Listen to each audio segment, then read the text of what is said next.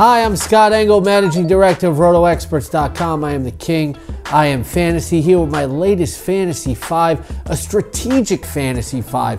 How to win in daily fantasy baseball. And it's not easy because there's a lot of luck involved, but I'll give you some tips that will give you some advantages. A lot of the tips that I'm going to give you are based off playing on DraftKings, because the king does play on DraftKings, but can apply to a lot of other fantasy sites. When you're in a fantasy auction, in a yearly league, you often hear about the stars and scrub strategy. Well, there's a sort of stars and everything else strategy in daily fantasy baseball. The rest of the guys aren't scrub, but the stars are the pitchers. You have to build around the pitchers, especially in DraftKings. Those are the guys that are going to get you the gist of your points. You look at early in the season, it's guys who had pitchers like Yu Darvish, Matt Harvey, they finished in the money. Pick your two best pitchers and then build from there. Build around the pitching. Make sure you thoroughly peruse the players' salaries for the best bargains, because this can help you front load your lineup, especially with those pitchers that you want.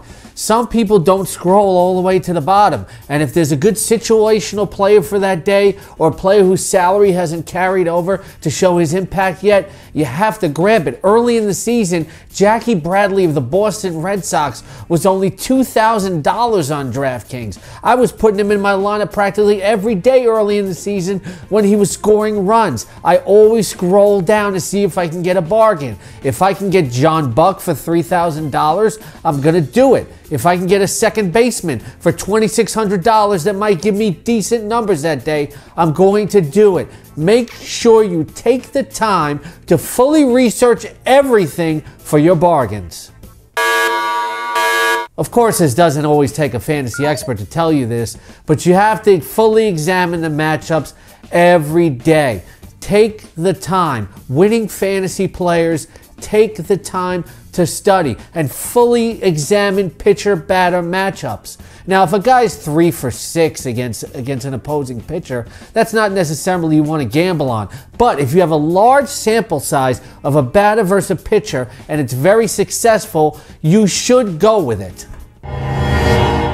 When in doubt, always go with the hot guy. Baseball is a game of streaks and valleys. If a guy hit well yesterday, if he's hit well in the last few days, a lot of times he's going to continue to hit well in the day upcoming. If you can't find that viable matchup in a pitcher versus batter sort of situation, stay with a guy who's hot. Look at Justin Upton at the beginning of the season, homering 2 days in a row. Look at Tyler Flowers, homering 2 days in a row. Look at Troy Tulowitzki, homering 2 days in a row. Sometimes these trends tend to repeat themselves. Even if a guy doesn't homer the next day, if a guy is swinging a hot stick, you should stick with him in your lineup. Ride them while they're hot. And of course, don't think just about power when you are trying to set your lineup. A lot of daily fantasy players look for that big home run.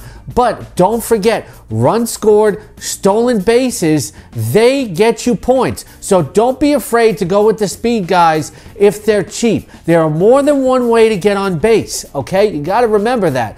Maybe not every player you're going to have can blast that type of home run, but if you find a good pitcher-batter matchup, especially in a large sample size, say Michael Bourne has a good sample size against a specific pitcher. Sure, he's not going to hit for power, but if he can drive in some runs, which is not always likely with Bourne, but if he can get on base, steal 1-2 bases, that gets you fantasy points. So have a broad mode of thinking when you're setting your lineup. And of course, don't forget to consult us on RotoExperts.com/daily, our new daily fantasy baseball site. Check out the King's Daily Court among our quartet of blogs every day.